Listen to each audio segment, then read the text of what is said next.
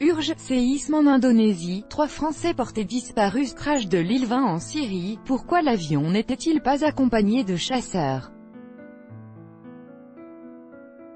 Le commandant en chef de l'armée de l'air russe a expliqué pourquoi l'île 20 détruit le 17 septembre dernier en Syrie n'était pas escorté par des avions de chasse lors de sa mission.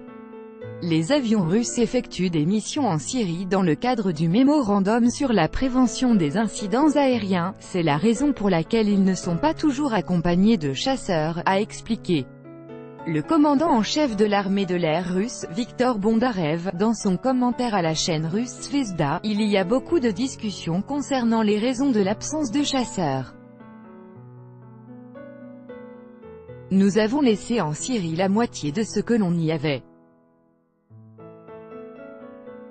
Deuxièmement, nous avons le mémorandum sur la prévention des incidents aériens, NDLR, dans lequel il est écrit que nous ne nous attaquons pas, a-t-il expliqué, tout en soulignant que la Russie avait envoyé ses forces aérospatiales en Syrie pour éliminer des bandits et non pour mener des batailles pour une quelconque suprématie aérienne. M. Bondarev a en outre rappelé qu'entre 30 et 40 avions russes atterrissaient quotidiennement en Syrie. Les terroristes ne possédant pas de moyens anti-aériens sérieux, l'accompagnement de chaque appareil par des chasseurs ne s'impose donc pas. Pour rappel, le 17 septembre dernier la défense anti-aérienne syrienne avait ciblé par erreur un Il-20 avec 15 militaires à son bord. L'appareil se dirigeait vers la base aérienne de Maïmi mais a été abattu à 35 km des côtes syriennes.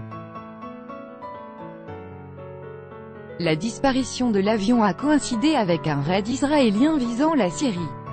La Russie a alors accusé les pilotes israéliens d'avoir utilisé l'île 20 comme couverture pour échapper aux tirs syriens. D'après le ministère, les avions israéliens auraient délibérément créé une situation dangereuse pour les navires de surface et les aéronefs dans la région.